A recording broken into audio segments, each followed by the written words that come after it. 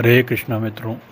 तो हमारी वैदिक की क्लास में हम लोग ऋग्वेद की चर्चा कर रहे थे और हम लोगों ने अभी तक की जो अपनी क्लास की यात्रा थी उसमें हम लोगों ने वैदिक टर्मिनोलॉजी का अध्ययन किया था, जिसमें हम लोगों ने देखा था कि विशेषता जो ऋग्वेद है उसमें एक हमें बहुरूपी ज्ञान मिलता है, जिसके अंतर्गत हम लोग अपने ज्ञान को और से ज़्यादा भलीभूति से बढ़ा सकते हैं।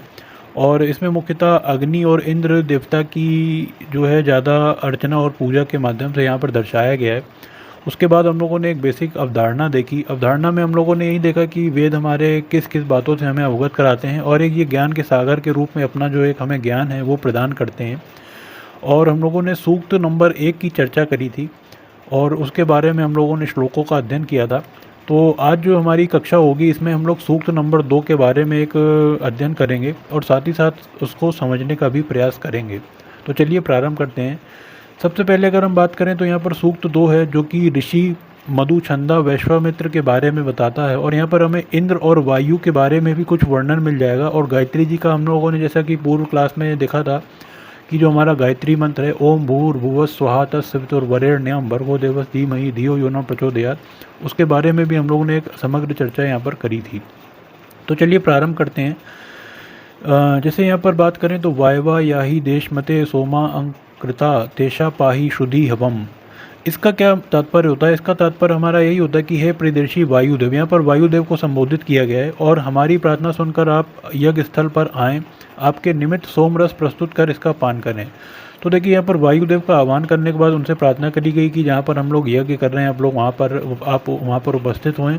और सोमरस एक प्रकार का कह सकते हैं कि एक निर्मल जल होता है जिसके जो है ऐतिहासिक वर्णन भी हमें इसके बारे में मिलता है। और कई सारे राजा महाराजा हुए जहाँ पर इनकी इस सोमरस के बारे में कह सकते हैं एक विशाल हमें उपलब्धता देखने को वहाँ पर उनका वर्णन देखने को मिला। तो इसका पान करें। आगे बात कर लेते हैं अगले श्लोक की। वाय उक्त थे भिर जयंते तो मछा जारी तरा सुत सोमा अहिर्विदा।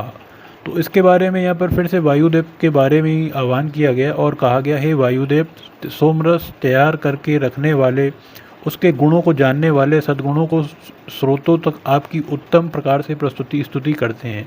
तो देखिए यहाँ पर अगर हम एक इसको आजकल के वैश्विक परिदृश्य में अगर वहाँ से समझना चाहें तो जो गुणवान व्यक्ति होता है उसके अंदर जितनी भी अच्छे गुणों की एक हमें सार्थकता देखने को मिलती है, तो उसी के परिपेक्ष में वो एक व्यक्ति जो है सफल हो पाता है। तो यहाँ पर हम ऐसे समझ सकते हैं कि जो व्यक्ति गुणवान है तो उसके अंदर कई सारी गुण की हमें अच्छाइयाँ देखने को मिलेंगी, तो हमें उसी का ही अनुकरण यहाँ पर करना चाहिए।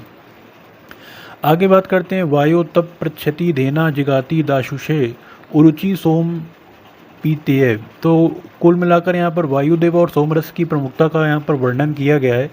तो यहाँ पर अगर हम देखें, हे वायुदेव, आपकी प्रबोधात्मक वाणी और सोम योग करने वाले सभी यजमानों की प्रशंसा करती हुई सोमरस में विशेष गुणगान करती है। तो उनकी वाणी जो है, अब वायुदेव अगर यहाँ पर उत्पन्न हो जाते हैं और साथ में और भी जो हमारे पूज्य जो भी देवतागण बैठे हैं तो उनके साथ भी वो भी प्रशंसा करते हैं उस चीज़ की, और सोमरस पान करने की अभिलाषा से दाता के पास पहुँचती है।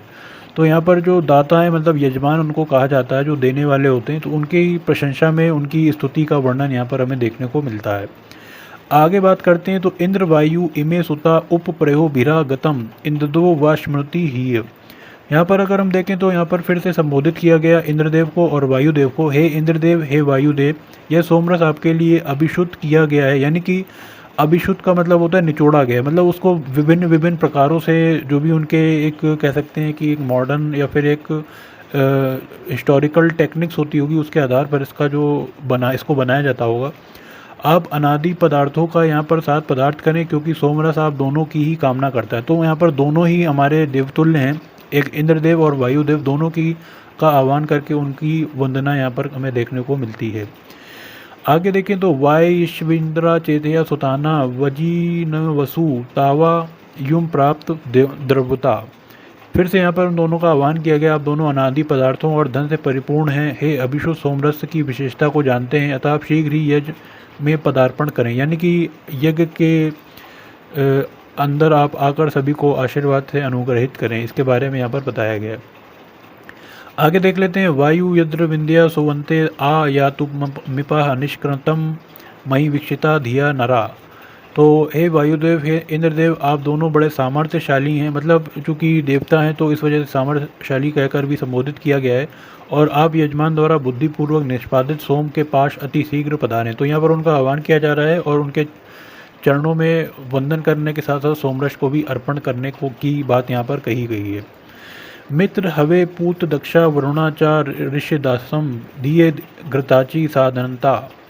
तो घृत के समान प्राणपद विशिष्ट संपन्न कराने वाले मित्र वरुण देव, हम आपका आह्वान करते हैं। मित्र हमें बलशाली बनाएं और वरुण देव हिंसक शत्रुओं का नाश करें। तो कुल मिलाकर यही यहाँ पर हमें देखने को मिलता है कि जो यहाँ पर अच्छाई है उसकी कामना करी गई है और बुराइयों को नाश करने का भी आह्वान जो है उनके द्वारा, जो हमारे देवता गण हैं जैसे कि वायुदेव और इंद्रदेव के द्वारा यहाँ पर हमें देखने को मिलता है।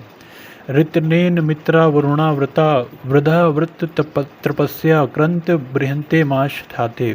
तो जो अगला श्लोक है वो हमें ये बताता है कि सत्र को फलितार्थ करने वाले के पुरुषी कारक देव मित्रों गणों, आप दोनों हमारी पुण्यदायी कार्यों में सत्य से परिपूर्ण करें। तो कुल मिलाकर यहाँ पर फिर से वही है कि दोनों की कामना करी गई है और दोनों को यही बताया गया कि आप हमारे सत्य के जो कई सारे और अच्छाइयाँ हैं उनको परिपूर्ण करें। आगे बात कर लेते हैं। कवि नो मित्रा वरुणा तवी तुवी जाता उरुषया दक्षान ददाते अपसमम।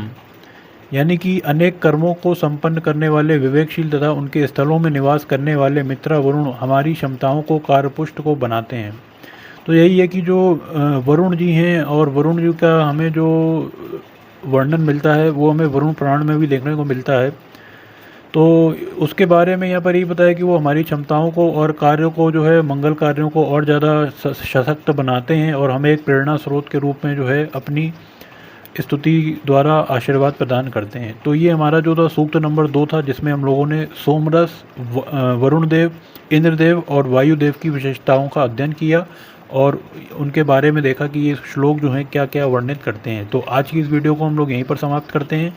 मिलेंगे अगली वीडियो में सूक्त नंबर 3 के साथ। तो तब तक बने रहिएगा आप लोग जो है हमारे इस वैदिक कार्यक्रम डिवोशनल झील में। आपका बहुत बहुत शुक्रिया, धन्यवाद। हरे कृष्ण।